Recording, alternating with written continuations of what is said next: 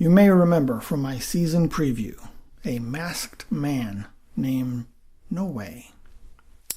He has complained that I have edited what he said, and I want to take this opportunity now to share the bulk of the video that he sent me. Now, he makes his case against Huawei because of some things that they do with their labor policies, and apparently he has went to court in China complaining about Huawei's illegal terminations and abuse of the labor system through the use of third-party companies that are apparently not real, fake or puppet third-party companies. And he provides a lot of evidence, and also they committed forgeries and so on. And he goes over all of that, so you can watch in this video. And I would just like to say that, there are two sides of a story. And his case is strong. And I think that in the end, it'll all work out. If it doesn't, probably his case will become even stronger because his evidence is compelling. But that doesn't mean that, Huawei is full of guilt. Sometimes there's misunderstandings. And then it all gets worked out. So he was very surprised that someone in Nanjing hired him to work for Huawei in Shanghai. It's very strange. In fact, in China, it's against the law. Someone called me and said, "You got the job, go to Arsha Xinjiang Chaolu." That's the address of Huawei's research and development facility in Shanghai. And someone in Nanjing hired him to work for Huawei in Shanghai. Very, very strange. Ian thought it was strange. And all of Ian's colleagues, they also thought it was very strange. You see, Ian had many colleagues who also were hired by third-party contractors in distant cities all over China. They thought this was very strange. But, of course, they had so much work to do, they didn't have much time to think about it. Well, I had time to think about it. You see, I also worked at Huawei. The necklace for the true Huawei employee. Okay, it's gray and there's a little red on it. This is the new updated lanyard for the proper Huawei employee. This is special. This is the necklace of shame. This is the lanyard worn by third-party contractors. Ian wore a necklace like this. So he thought he worked for a third party that supplied manpower to Huawei. But Ian was wrong. Wrong? How could he be wrong? Of course he knows who he works for, right? No. These are just papers. They look like a contract to the untrained eye. Now, in China, a contract must be written in Chinese. If it's not written in Chinese, it's not a contract. This is written in English. Ian had a contract like this. Nathan had a contract like this. And the others, they had contracts like this. They believed that this was a binding agreement. The contract must be in Chinese, and it must have a proper signature and stamp. That this contract was signed in Pyongyang is a joke. It's outrageous. It's funny, and it's sad. Ian thought that he worked for a third-party contractor that supplied manpower to Huawei. In fact, Ian worked for no one.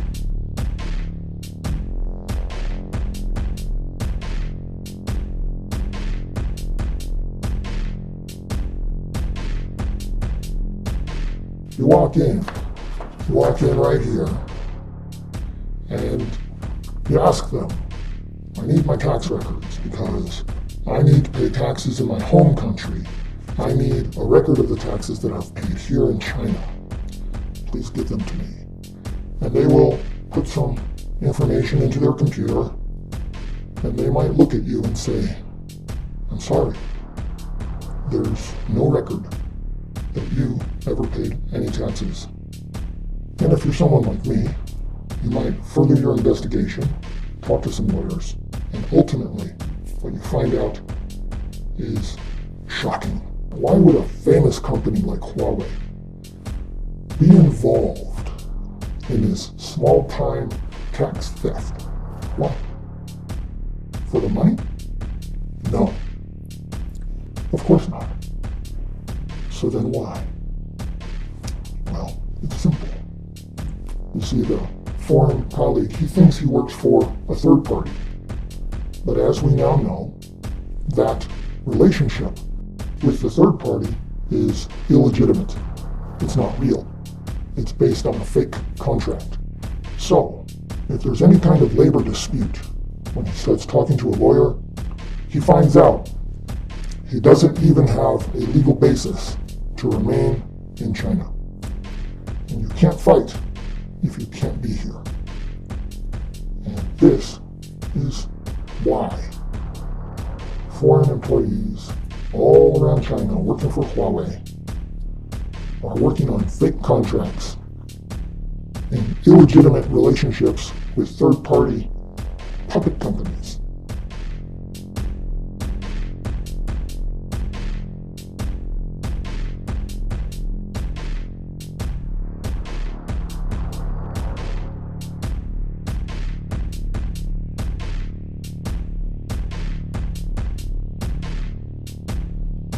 So what if you have this necklace?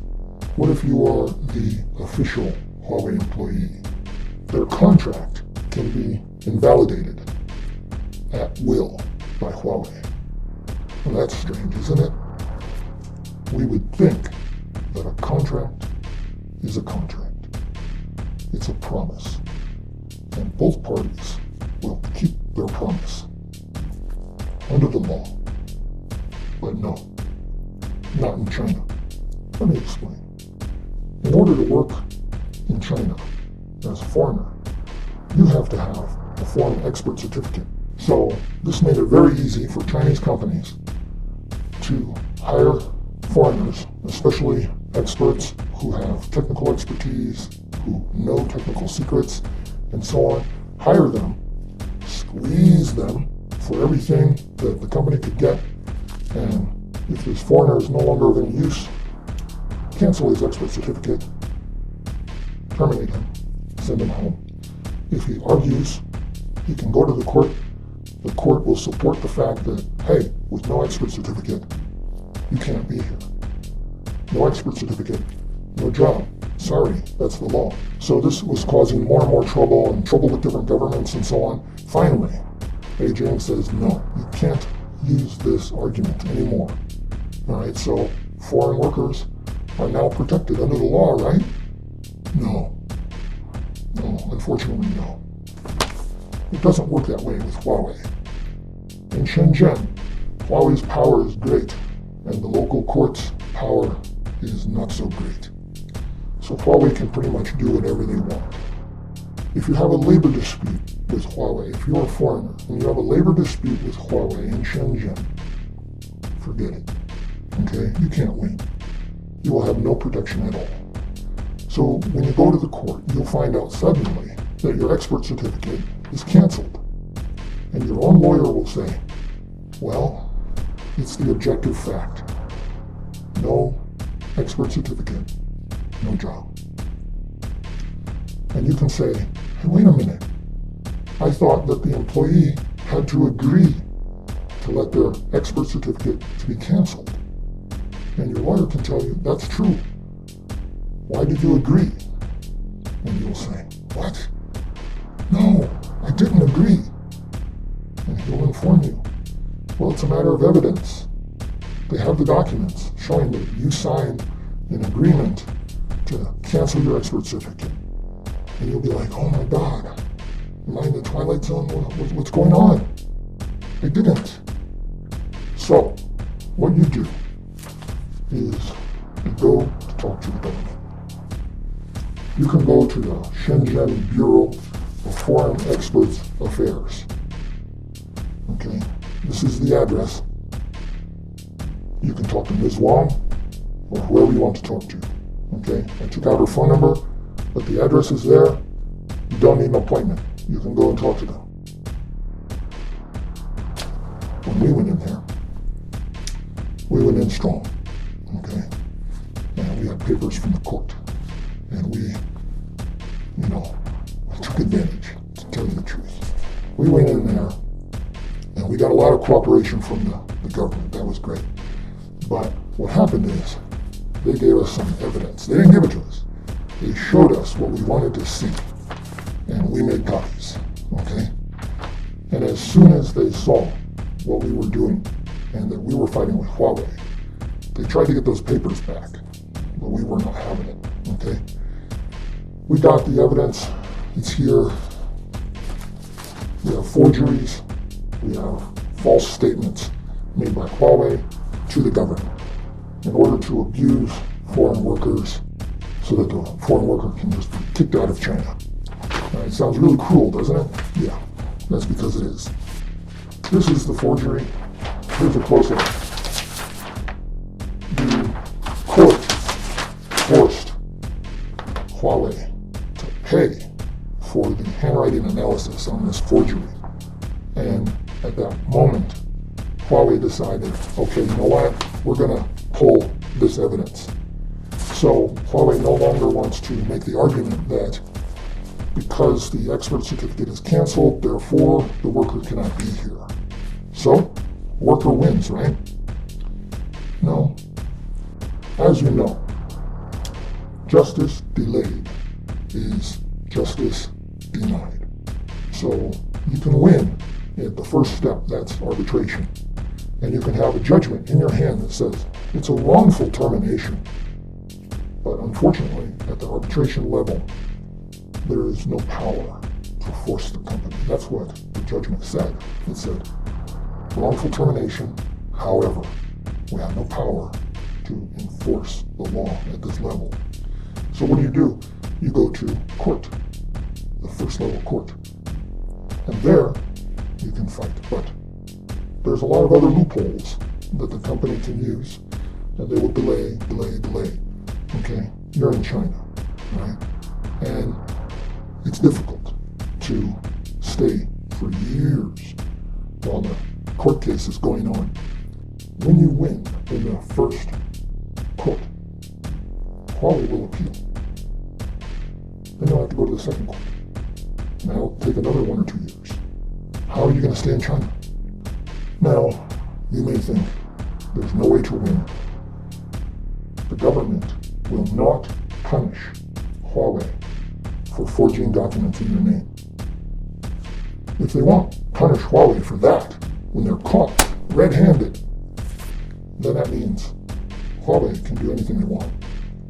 The court will not say, oh, okay, the employee wins because you faked some evidence. No. Justice delayed is justice denied. All foreign workers in China working for Huawei have no legal protection. Their contracts are worthless. They are in China temporarily. They have no future in the company. They will be squeezed of whatever juice they have and then disposed of. And the government in China allows Huawei to avoid the law. No way. I have said at the beginning that I think there will be some resolution, okay? In the meantime, maybe you can take it down a notch or something. You shouldn't do a lot of damage, all right? Everybody can just be friends, right? Anyway, while you might get some resolution, finally, any result that you get is going to be given to you You can't take a result, right? Maybe if you're reasonable, somebody will be kind to you, okay? Other than that, all you've got is your rage. Rage. Do you enjoy that? Rage against the machine. Rage, currently, is all you've got. And I would say, if you want a good result, try to be reasonable. Don't rage so much. And take it easy, okay? Like my viewers. Take it easy.